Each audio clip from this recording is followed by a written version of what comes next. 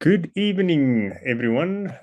Welcome to this live session or webinar on how to approach the ITC exam if you're writing in January 2024.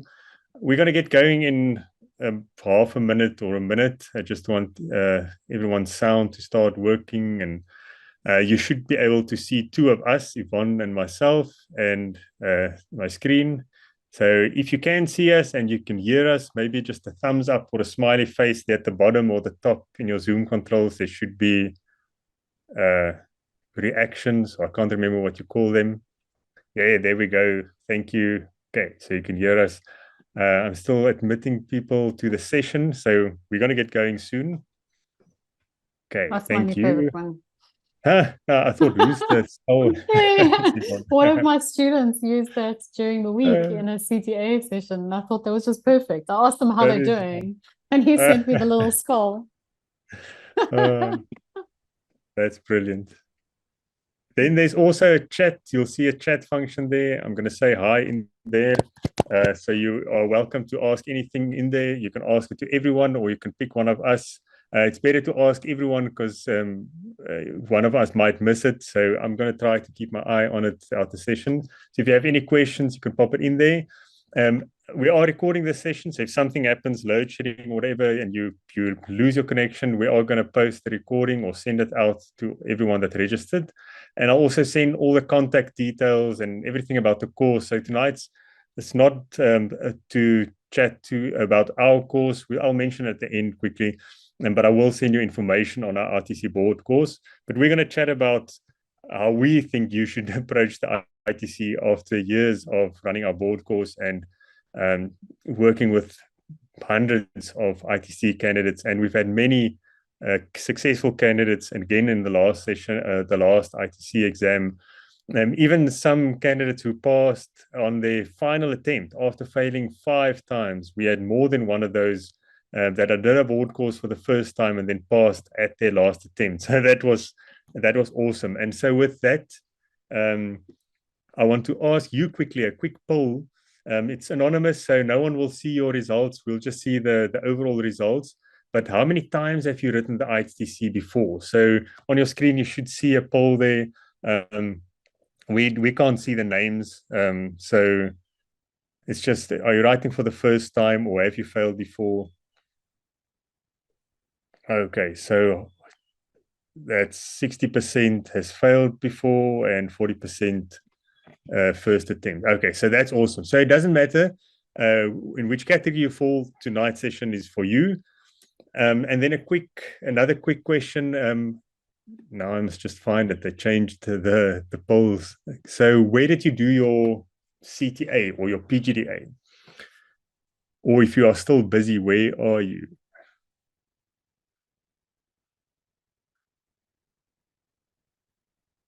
That's quite interesting. We usually have quite a lot of UNISA students, and tonight we don't have any. So that's very interesting. And again, it doesn't matter. You all write the same exam. You've all studied the same content. And we will chat a little bit about your theory. So, yes. So the big question is, so a little bit more, a little over half of you have written the ITC before.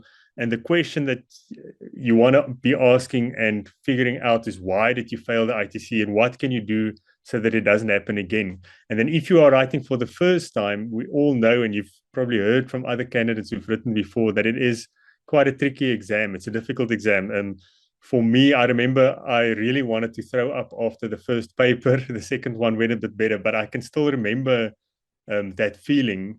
It was almost the same as the CTA final exam, but there's so much hanging on that one day or those 2 days. So I remember the stress. And if you've got enough time now to prepare for it. I know this is very early, but the sooner you start, the better prepared you will be. So if you approach it the right way, your chances of success just dramatically goes up, because you can spend so much time on the wrong stuff, and then waste your time, and then you have to do it over again. So that's why we are doing it this early. So the big question is, why do candidates fail? Yvonne, you've worked with so many students before, and especially the study coaching and the mindset stuff. So you understand very well what goes on in students' head and yeah, why they are unsuccessful and why they don't, why they feel like all the hard work that they put in is not reaping any benefits. Yeah, it's a tough one, and I think anyone that has attempted this more than once, I have so much respect for. I have so much respect for people that are, you're prepared to keep doing this. You're prepared to try this again. I think the biggest challenge that candidates have is that they focus on trying to be a subject matter expert, because it feels as though, and it makes sense, there's a weird logic to it. It feels as though in order to pass these exams, you need to be a tax expert. You need to know all the tax stuff and all the FinEx stuff and all the financial management stuff and all the auditing stuff. And that seems logical, right? I can't pass this exam if I don't know my stuff. But the problem is that students focus so heavily on the stuff and the content that they're not focusing on the fact that if they're not able to get marks for stuff, it's meaningless. It's a waste of time, right? So every year, SAICA,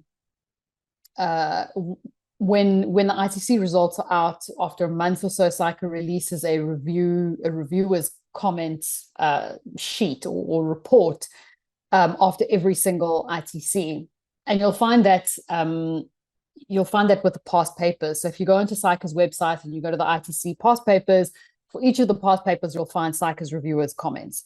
And it's a PDF, it's a report that they write up, and they give a breakdown of that exam, what was in there, what they asked, why they asked it, how they asked it. And in the middle of that report, every single exam, they have a section called, the SAICA, like the comments, markers comments on what students struggled with. So this, I think, is important. One, most students don't actually know that this report exists. So they're kind of like, they go back and do the same stuff again and again, but they're not aware of the fact that SAICA is actually releasing, they release reports of what it is that, that students are struggling with. And in there, they even say that students could turn a fairly low mark into a pass if they take care of some of the stuff. And I think there's about 13 or 14 things in the section, and only 1 or 2 of them are actually technical, right? I think one relates to students who are a little sucky at journal entries, I think, but everything else is not showing calculations, not communicating properly, knowledge dumping. All of it is related to your ability to answer questions and give them what they're looking for. And I think I want to draw attention to that, like really emphatically, because when you take a look at that, first of all, that's SAICA, right? So it's one thing for your lecturers or for us to say this is what you should be focusing on, but that's from the horse's mouth. That's from the source. That's what they're saying. I want you to pay attention to the fact that what they're not saying is guys don't know their stuff. Okay, that they're not saying that. You won't find that in there. Now, do people struggle with content and subjects? Of course. Do students that pass, that write and pass ITC know everything? No, of course not. But SAICA is not saying, geez, guys, you really didn't know your financial instruments, or like, guys, really don't know the deferred tax. SAICA is not saying that. SAICA is saying, you guys are not cross-referencing. You guys are not applying your stuff. You guys are not, you're not showing your calculations. You're not, this is what SAICA is saying. So, every year students are like, oh, I don't know what else to work on. Like, have you actually opened SAICA's, umpire's comments and gone through and gone, am I actually practically working on that stuff? Or am I just hoping that it's going to come right? So every single time, ITC comes up, students come back the same thing. And they're like, I struggle with this topic and I struggle with that topic and I struggle with that topic. And it all comes down to the same thing. Can you get marks for what you know? Can you get marks for what you know? Because if you know 40% of your stuff, but you can only get 20% of the marks, then you have a problem. You have a problem. If you know 50% of your stuff, if you know half your stuff, you should be able to get half the marks. If you know half the stuff, get half the marks. Most students are studying, they want to know, get to a point where they know 70%, 80% of the knowledge, and then they're still getting 30, 35% for questions. So it's like you're only able to get marks for half of what you know, instead of focusing right up front on how do I get marks? How do I get marks? Like, that's it. That's what the exam is. We always say to students, and it's, in a way, it's quite depressing. We always say to students, look, you want to pass the exam, right? Fine. That's obviously the objective. What is the actual objective to pass that exam? And I really want you guys to think about this, because you keep hearing from lecturers and you keep hearing from people that this is about, like, it's a professional exam, and it's all professional, and we want to be professionals, and we want to be all that, and that's fantastic. I'm very happy but let's just break it down. You will pass that exam if you get more than 50% of the marks. That's it. End of story.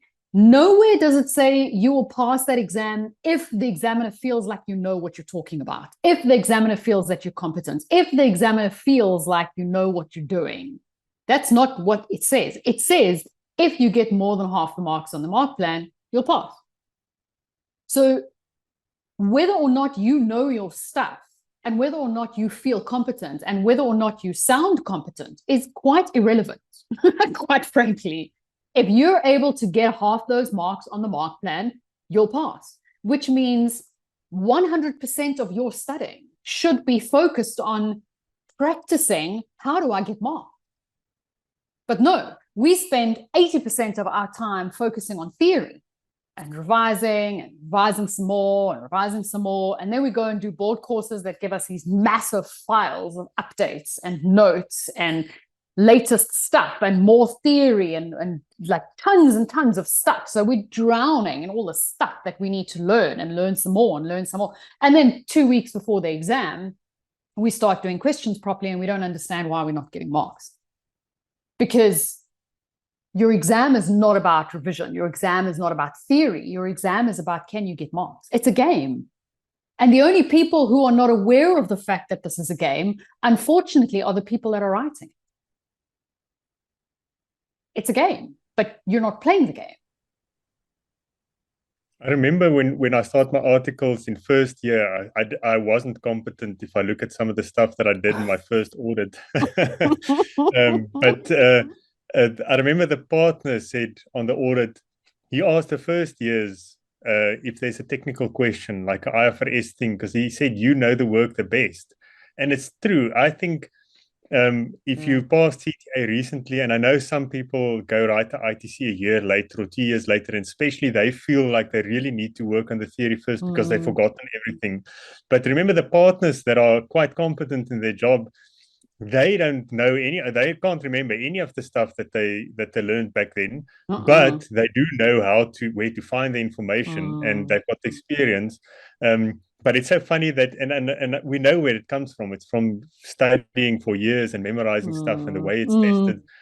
But I remember the same. If I did a question and it was one of those topics I didn't know that well, I would just say, oh, I have to go and work more on this topic or revise this topic again, because I know that's where I lost a lot of marks. Instead of going to look at the solution and see which of the stuff in the solution did I know. And very often there's a lot of basic stuff that I did know and I just didn't put it down, or I didn't know how to answer the question. But just because it's a financial instrument question and I know that's a difficult one, you just immediately say, oh, I have to go and revise that whole topic. The whole thing. But there's also that prioritization. And I think that comes from like our lecturers as well, where a lot of lecturers, because your lecturers are passionate about the topic that they teach you, so for them, it's like everything about tax is important because it's all interesting. And in reality, there's certain components of each of the topics and each of the subjects that are like, that never comes up. And that's really small. And that's, so when you're studying, you're like, I really need to revise this section. We need to learn to prioritize.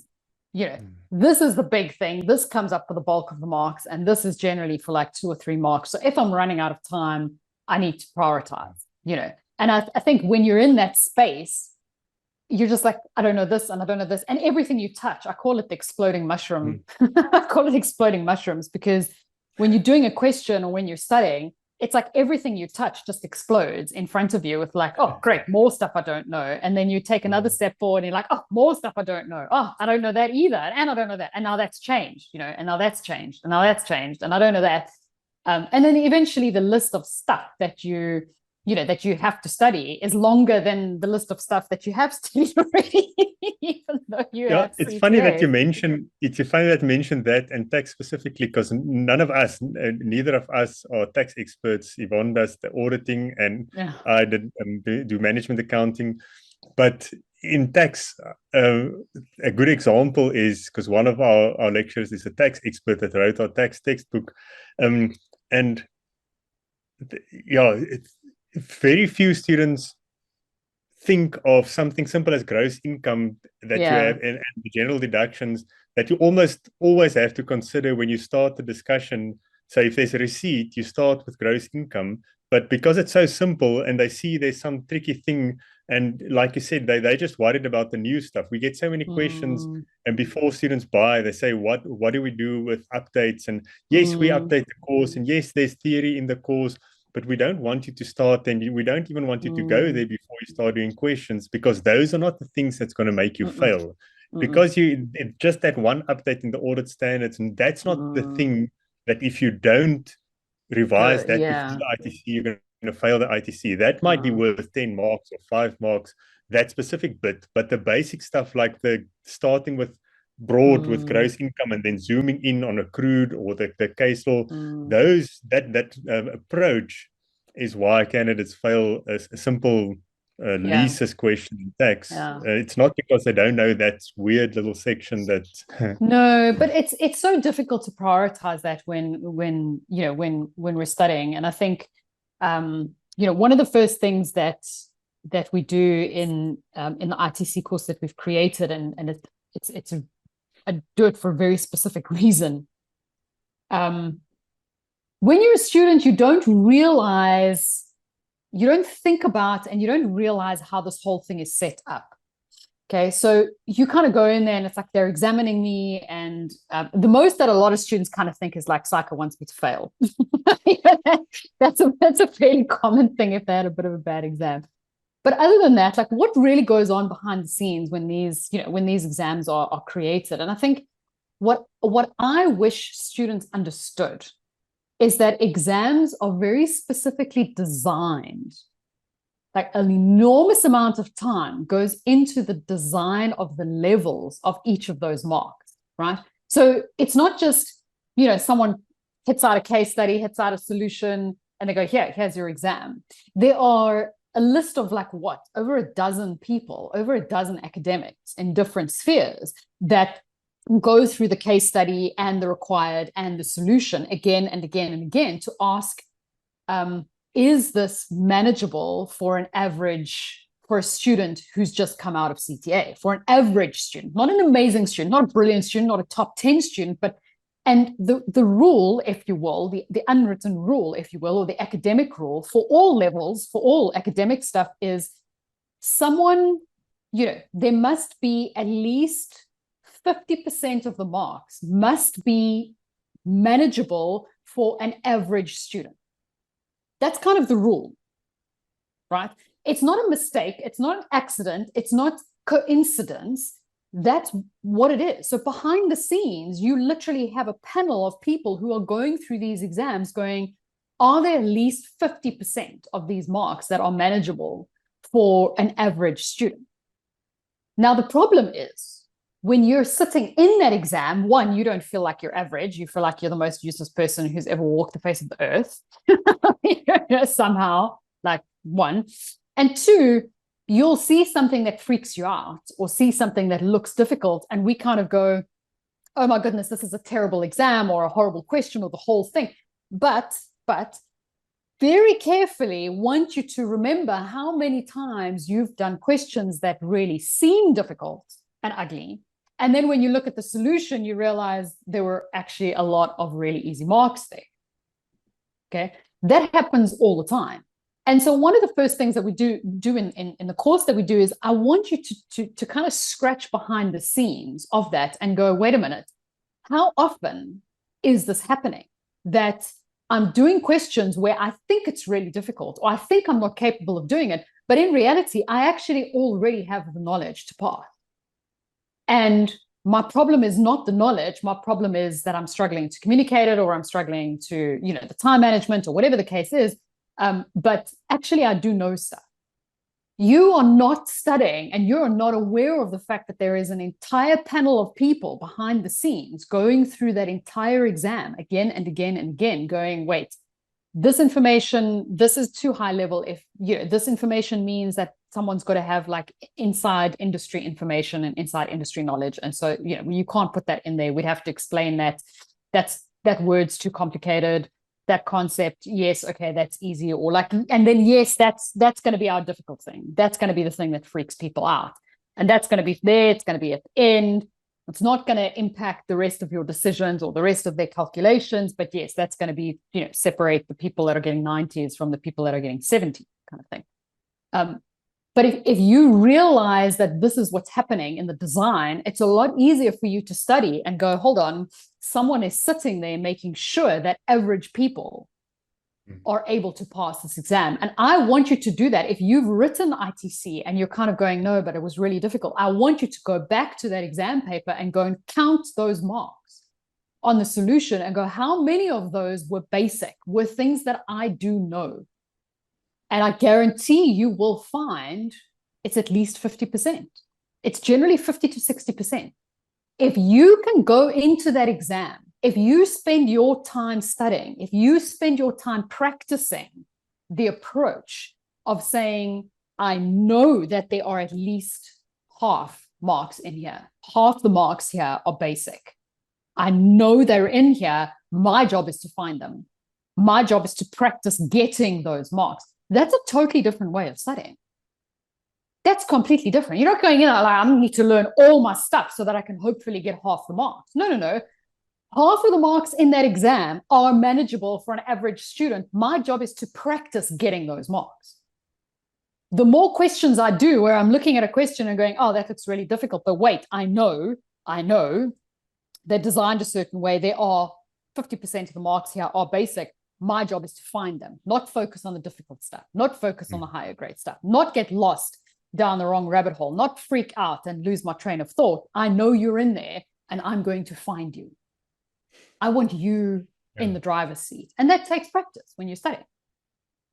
Especially discussion questions, that's where the solutions become quite long, and because all the universities get the solutions and they all make comments on it. I remember when we were at the universities, they always send it around the lecturers. So I had to look at the management accounting questions, and you had to look at your section, and then everyone sends comments.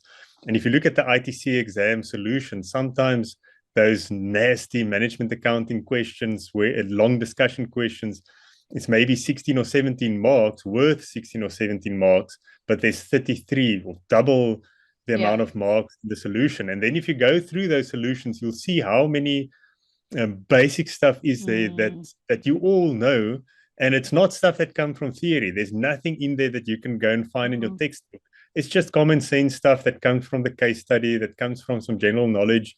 And if you then have 50% of the marks, you can get full marks for it. So you actually only need a quarter of the available marks to get 50% in the question. And if you start realizing this and start seeing this in the solutions, you will just, I promise you, that will convince you to do more questions. And that's what our students find when they do these tasks, when they send the stuff, and when they actually analyze their own solutions and they send it to us, they tell us they want to do more questions because they can see this.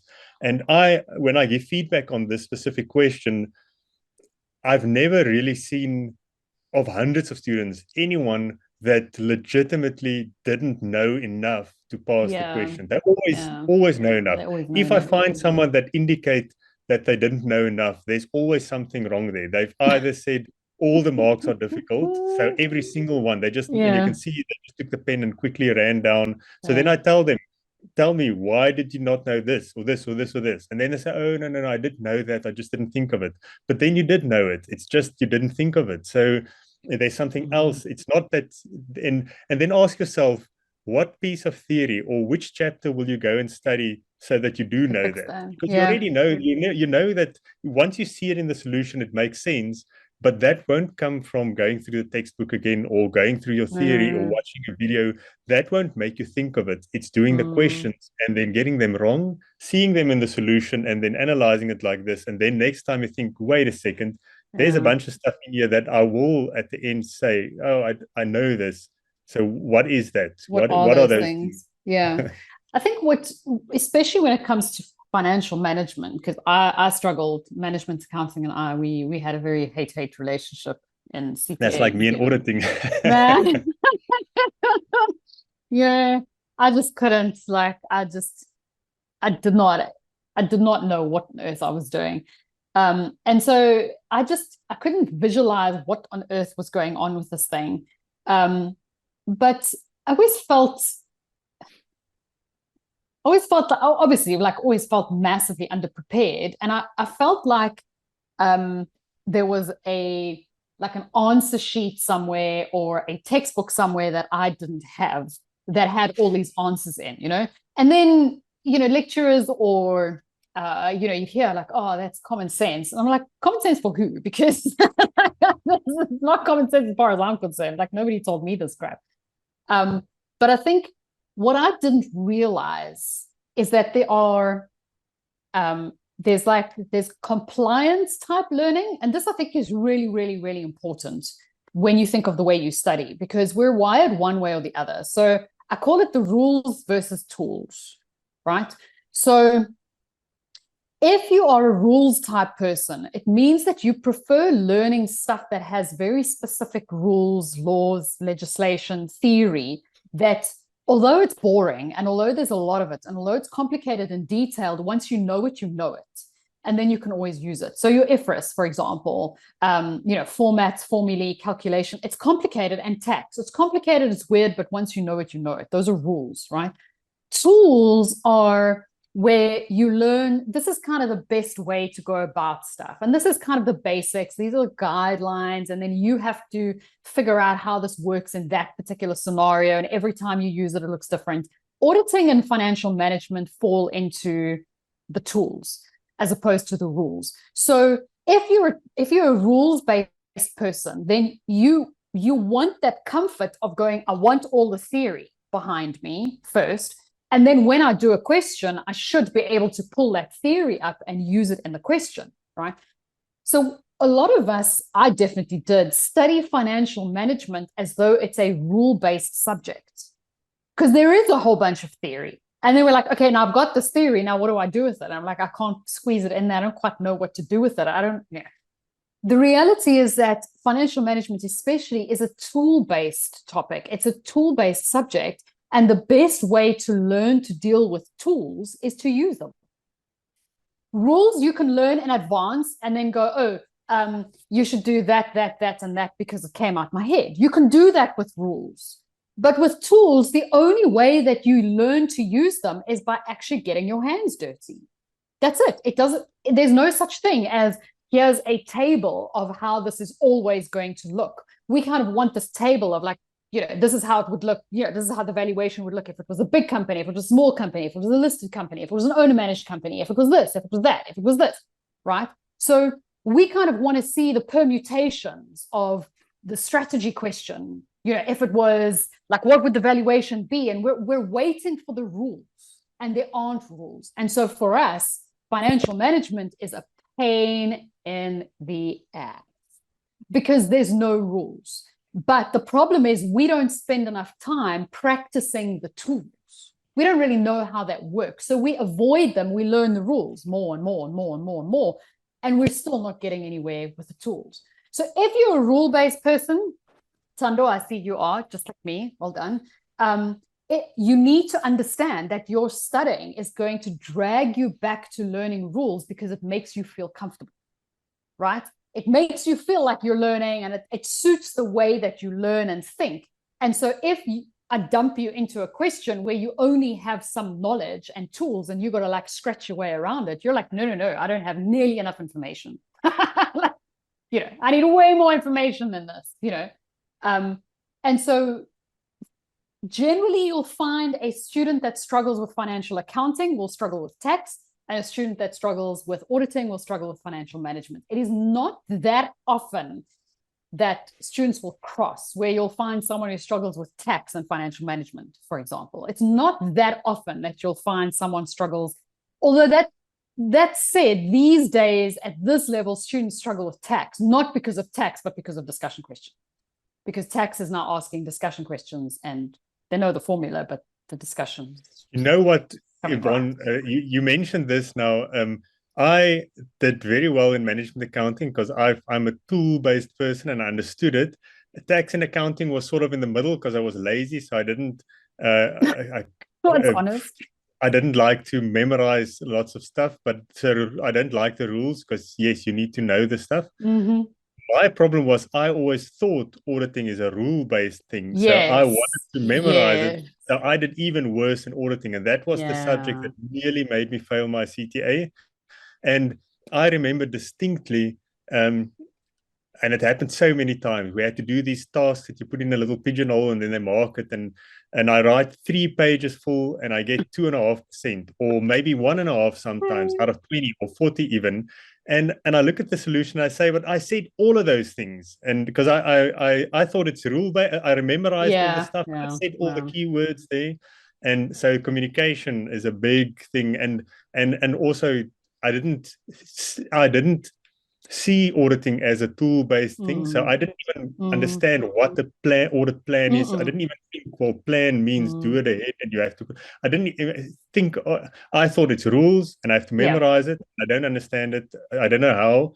And I remember marking my stuff, and I would have been one of those students that I often see in our courses that will give himself 18 out of 20 and be super proud. And then the lecturer comes back and says, no, you got 1.5.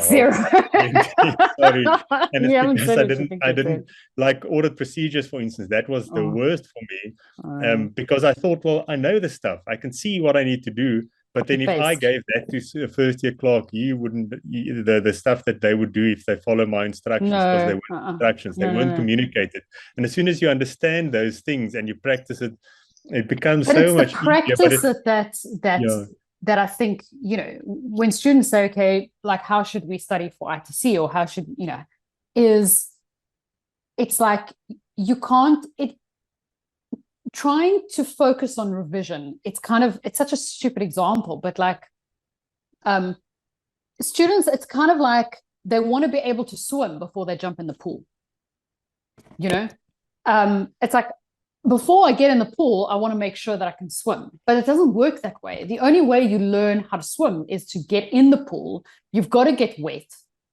And then when you're studying, you can stay in the shallow end and you can figure out how things work. And you can kind of practice and you can explore and you can experiment and you can struggle a little bit and you can get help. But we have a tendency to feel like learning is stay dry, learn everything on land, and then only once you know everything, by the time you get in the pool, then you should already be able to swim. I don't know why I use swimming as an example there, but so I used it once and it stuck, okay?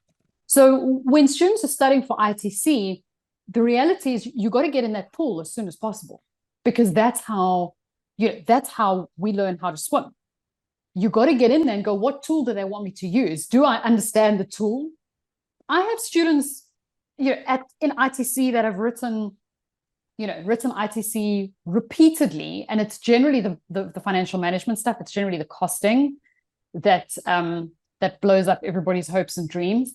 And in ITC, a few weeks before exams, many times, the biggest difference I've made for students is to take them back to step 1 of costing and go, what is that particular costing methodology actually designed to do? Because we never learned that. We just like, you do this and he has the formula, and this and he has the formula. But if I said to you, well, here's a company, pick a formula or pick a costing methodology, we have no idea which one is more appropriate and why, because we don't visualize them as solutions to problems. They're just like, they're a list and we know the formulae. And interestingly, going backwards and go, let's take everything you know about costing, let's take it and chuck it out the window for this particular session and just talk about what that thing is actually, what problem is that designed to solve? Visualize what the problem is, what the tool is for. Each of those costing methodologies are tools. What are they designed to do? Can you visualize them?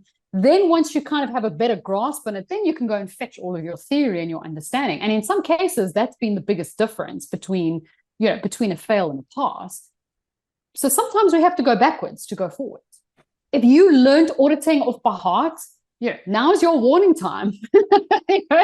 Consider this your warning session that like we need to take a few steps back and start working with tools as opposed to the rules. And there is time. That's the beautiful thing. I mean, I know we're sick of studying and all the rest of that. I know it's painful and I'm sorry, but like we want this to be the last time. There is time to do questions, to suck at them, to slowly improve. There is time to do it, so it makes sense to get started on it and slowly. You don't want to have to improve your marks by 20% in the last week before the exam.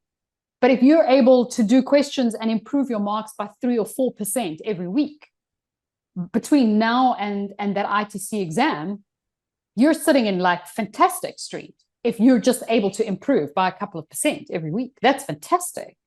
You have the time to do it without the stress, without the guilt, without the fear, without the pressure, except for the fact, obviously, that you do actually need to do questions, which is loads of fun. Sorry, can't get away from that.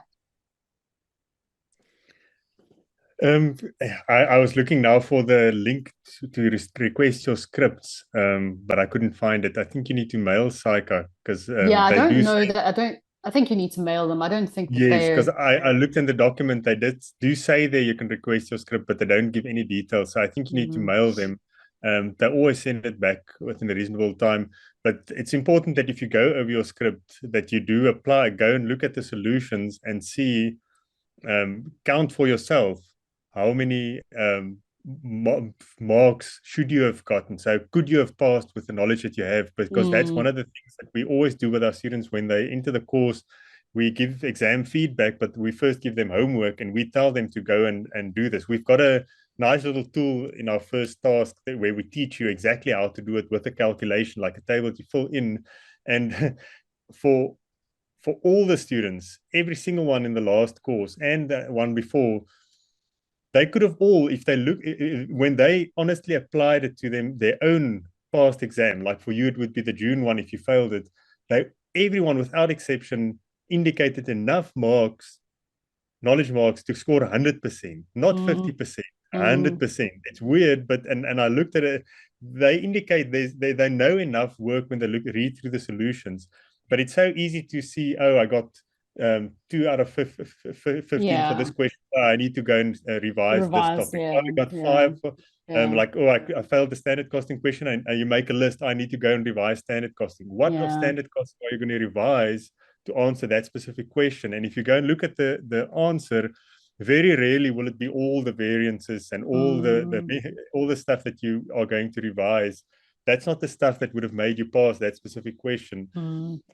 To come back to my auditing example, the message there was, it's these things that once you realize it, you realize there's a lot of other stuff you can be doing with your time when you sit down and study, other than going and revising theory. Yes, you will revise some of it. Some of the stuff you might have forgotten, or like Yvonne said, you have a weak foundation in some of the costing concepts or whatever. I still see people doing the weighted average cost of capital with that just a formula, and I feel like if you use the table, there's like different ways that you can save time and I'll just nod. That's just one consistent approach at least.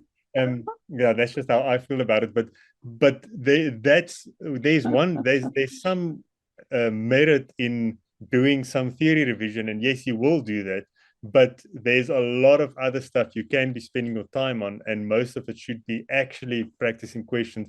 Yvonne, I think you need to tell your little story about the obstacle course, because that is such a good analogy of why you want to do questions before you feel ready for it. Yeah, so I think,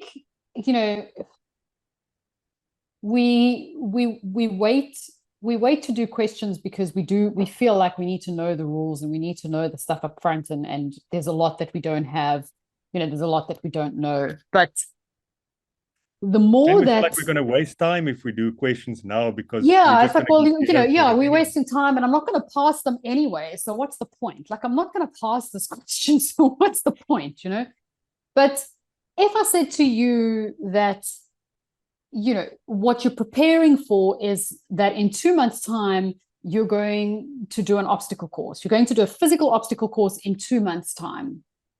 One of the first things that you'd ask is, can I see the obstacle course? Okay.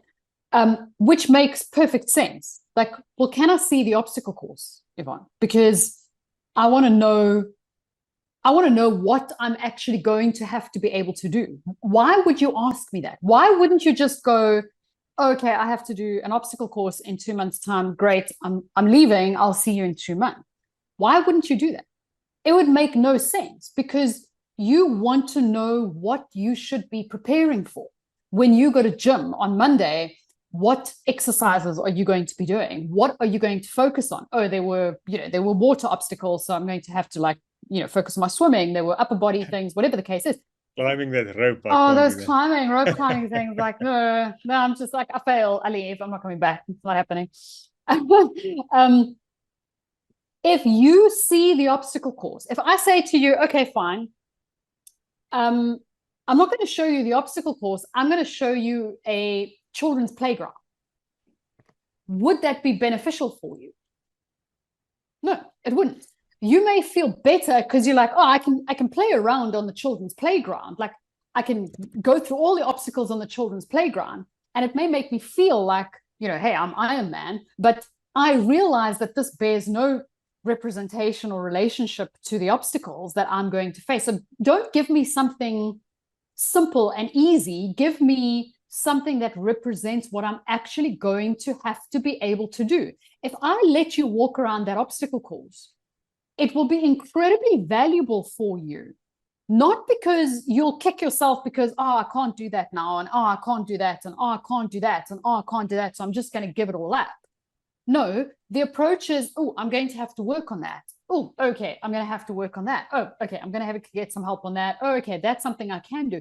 You are walking around to get a feeling for what it is that you need to prepare.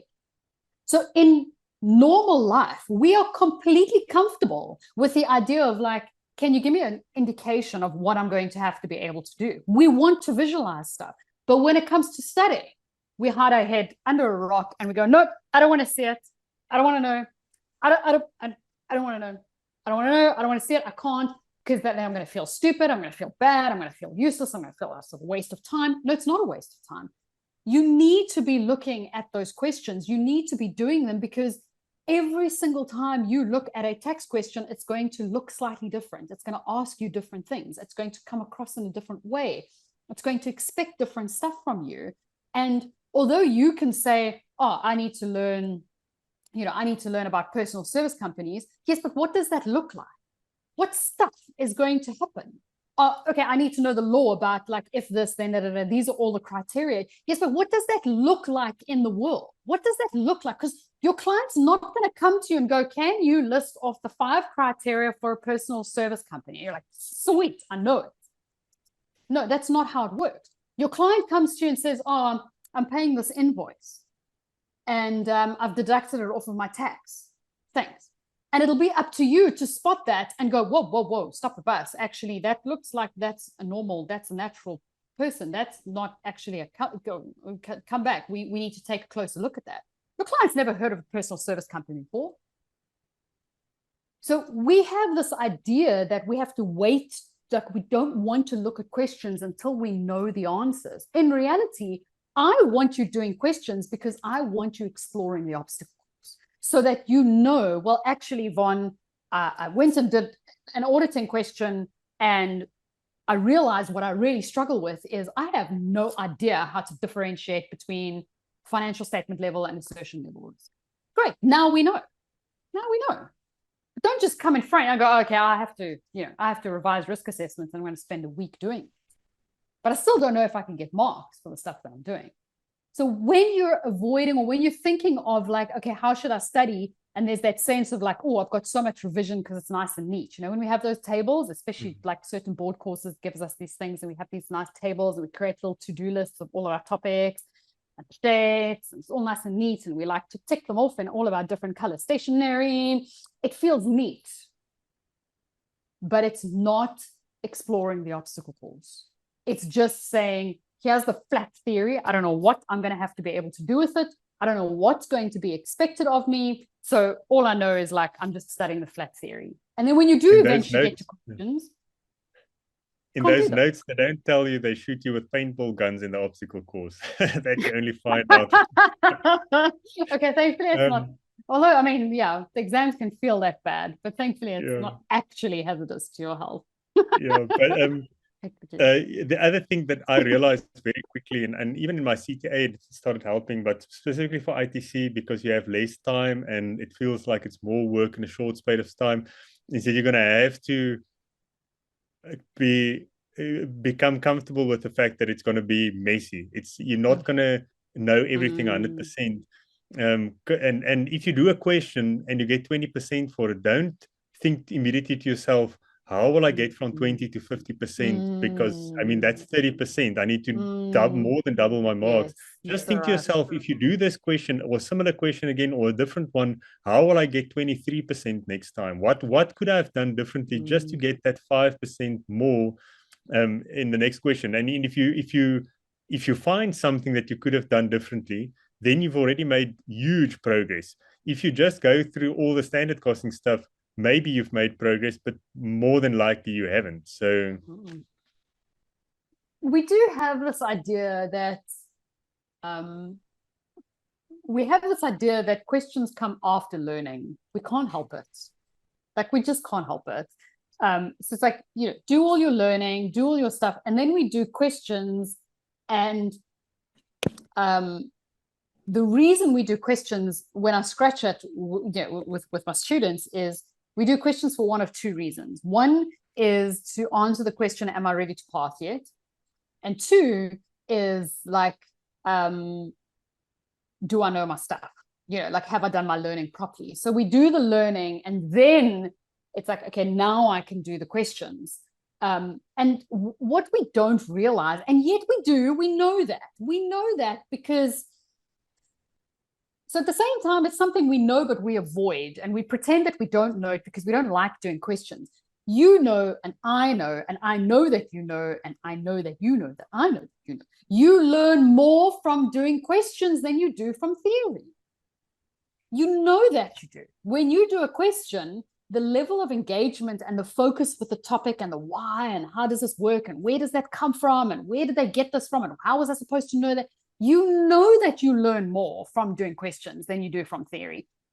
How many times have you been studying revision, you've been doing theory, and you're like, oh, I've read that sentence 12 times and it still doesn't make sense to me, because your brain is disengaged. Your brain's not paying attention because it's got nothing to do. When you're doing a question, that doesn't happen because your brain is paying attention. Your brain's got a question and you're looking for the answer. We learn more when we're doing question. And when we close that gap and you go, okay, I've done that question, there was an indication that I need to close some gaps on XYZ theory. Okay, great. Now I'm going to go and do that. You retain the theory much more if you do that theory because you've created a knowledge gap. Such a stupid example. What I say to my students is the way that your brain works. How many times have people in your family, like your family members, told you about friends that they have? Friends or family members or whatever, and they talk to you about their family members, and they're like, oh, this so-and-so, and you just don't care. You've never met them, and you don't even remember the names. You don't even remember their name. So your mom is like, oh, so-and-so, and her daughter went to university, and you're like, that's nice. I don't care. I don't have the time for that. It's irrelevant. when something is not directly personal to your brain, if your brain does not personally care about something, it filters it out. It is irrelevant. Okay. So you can say, well, I care about my mom and I care about my family. So if she has people she cares about, then I should care about it. That's logic, right? But your brain is not logical. Your brain is like, don't know this person, don't care, couldn't be bothered. I've got other things to do. Until the day you meet that person. When you meet that person and you develop an independent relationship with them, now your brain cares because now it's personal. Now you remember their name. Now you remember who they are. Now you remember them. You know, because maybe now, oh, this person is someone who might be able to give me a job. All of a sudden you care. Now you care very much about this person. What's the difference? Your brain has personalized it. If your studying is not personal, if your brain doesn't have a question, doesn't have a gap, your brain doesn't see it as relevant, it's not holding on to it. So it's like, picture you going into class and you've got this person standing behind you and you're just taking all these textbooks and giving it to this like person and going, yeah, hold this. Yeah, hold this. And this person is like, ew, what's this? I don't want it. I don't care about this. I'm just going to put it down over there. And that's what your brain's doing because it doesn't care. You're like, no, you've got to hold on to this because we're writing an exam in January. Like we're writing an exam and this is the most important exam of our life. And your brain's like, okay, I don't care. I still don't care. Okay. Your brain doesn't care. Your emotions and your logic are not on the same level.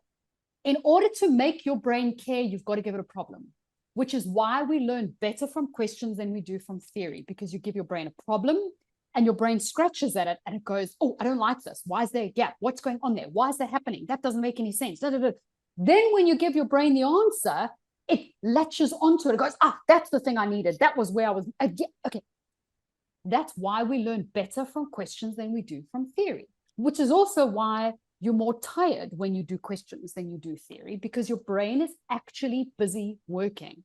When you're studying theory, make no mistake, especially since you're working and your life is busy and your life is hectic, I guarantee you that 70 to 80% of your time studying theory is passive studying. You're not actually doing anything valuable because your brain's tired and it's off doing its own thing. It's not interested. It doesn't care. Just because you care about the exam, your brain doesn't care about the stuff. And a lot of the theory that you'll go through, you'll know anyway. So your brain's going to say, oh, cool, I know this. Yeah, oh, yeah, this. But the problem is, like, your brain is, it's like, in your head, you've got like two people in your head. I call it you versus your brain. So I know it sounds psychotic, but it's like, you should be going to gym and your brain is like, we're just going to sit on the couch. This is the inner conflict all of us have. The logic versus the emotion and the instant gratification, right? So your brain knows this, but your brain's also very lazy. So if you say to your brain, oh, do you know how to do this? Your brain immediately just goes, oh, no, I don't know. No, I don't know. It hasn't actually thought about it. And it hasn't actually taken the time to go, wait, I think I know a little bit of it, or maybe I know half of it. Your brain will instantly tell you, oh, no, I don't know. Because that's the easiest way for you to give it what it wants. It's like those people where you ask them, oh, do you know where XYZ is? And they go, oh, no, I don't know. But you didn't even listen to me. You didn't even think. You didn't even stop to think about it. You just blurted out, oh, no, I don't know. That's what your brain does. When you give it a question, your brain instantly goes, oh, no, we don't know this. Why? Because it's the fastest, easiest way to get you to do what it wants, which is, I want to sit back. I don't want to work. I want you to give me the knowledge. I want you to give me the information again. It's too hard for me to go scratching back in my filing cabinet and go scratching and go, it's too hard to actually think about it. It's a lot easier if I can just watch a video on it again and sit back and do it again. So be very careful when your brain is very quick to go, oh no, but we don't know this. That's very unlikely to be true. That's not true, but that's the easy way out. Oh no, I don't know it. Oh well, gonna have to go back and do revision because I don't know it. But you don't have time to revise everything that you did in CTA. You don't have time for that. I think the reason why our brains wants us to do the revision is it's much easier. It's easier. It's more pleasant. It's just, and it makes you feel productive. It's such a nice feel feeling. Smarter. And that's the risk in our course. I sent a link there if you want to go and check it out. But before we leave, I just want to quickly tell you it's very practical. So you'll do all the skills that we talk about and a lot more. You'll actually do them with past ITC questions and send it to us, and we'll read through your stuff and your own assessment of what you did. You mark your own stuff, and then we give personalized feedback to each one. But apart from that, we also have all the theory. All our CTA revision lectures are in there. But we hide it sort of. You can find it if you really want to, but we make it, you have to put in some effort to find it, or you just ask us. But we don't want candidates to go in there. So when they ask us to go in there, we say, please just do the first 3 tasks before you go there. And very rarely they even go there afterwards. So, but if you want, it's all there. So if you want to go and sit, watch standard costing lectures, is there. But after our first few tasks, most candidates are convinced not to go there. So, but it is there. So, and then there's also there will be stuff that you don't know. But our focus and the reason that we created this ITC course is because, like, we didn't want to create an ITC course just because everyone creates an ITC course, right? I never wanted to do that. But what I found was none of the ITC courses ever actually take in and look at what students are actually writing. So they all do some exams and all the rest of this, and they do general feedback, which is like, we're going to do a session, I'm going to tell you what you should have written. But nobody is ever actually looking at what the student is writing before they write the exam. And in so many cases, like, you know, we have students who they mark and they think they're doing fantastic. And I'm like, your marking is terrible, like you were saying earlier, because you're marking based on the fact that you had the word depreciation in there. You know, like, well, you didn't say the same thing about depreciation. Like, what about depreciation? You know, having somebody actually look at your questions and go, you're not communicating this well, or you are, or I can see that you know what you're doing, but you're putting it across really badly. When you look at it, all you see is I got 5 out of 20. And so clearly I suck at this, but I can see that you know what you're doing, but you're putting it across really badly. You don't need revision. You need to work on the way you're communicating it, or you need to work on the level of detail, or whatever the case is. So all this stuff, the reason that we created this is because the best way to help students improve what they're doing with questions is to make them do questions and then take it in and go, this is what, like, you're not saying what you think you're saying, or you are saying what you think. Here's how to improve this. Here's where to go from here. Here's how to improve your communication. Here's how to plan your answer. Here's how to lay this out, to structure this, et cetera, et cetera, et cetera. And nobody, you know, you get these massive files. I remember when I did, I think I did the UJ board course. I don't know, it was a while ago now. And they just give you this massive file of questions. So you've got this huge file of questions, but nobody's ever looking at your stuff and going, giving you actual feedback. And then when you do get your ITC stuff back, when you get your script back, you only ever get, oh, that's right and that's wrong. But you never get an understanding of, like, why didn't you get the mark? Oh, you didn't get the mark because your concept was right, but you didn't communicate it properly. Those are two very different things. Did I get the mark, or did I lose the mark because I was wrong?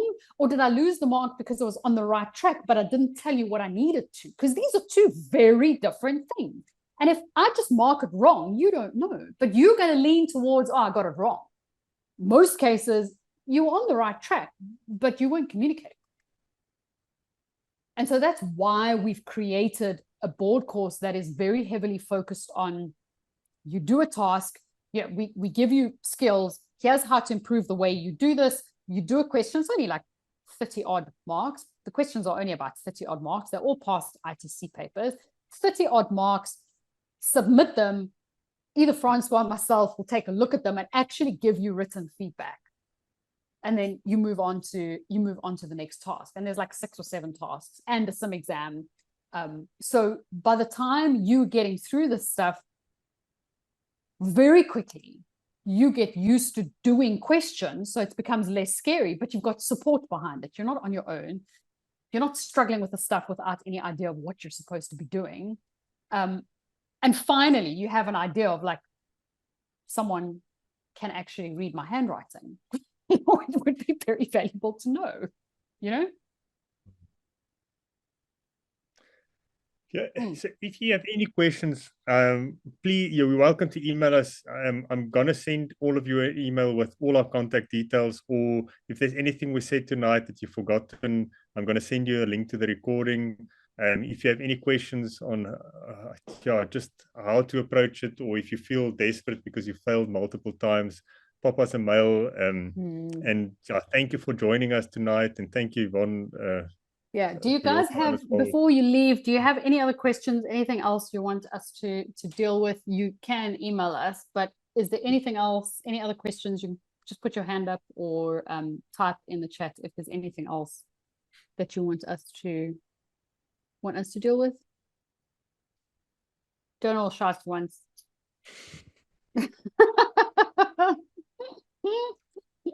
Cool, but you know where to find us, and yeah, we'll probably do more of these sessions closer to the exam as we get closer. But the sooner you start, the better, because these skills takes time to develop, and you've got the benefit now. You've heard what we said now, and you can go and try it out before it's that too late. I remember just the last story when I prepared.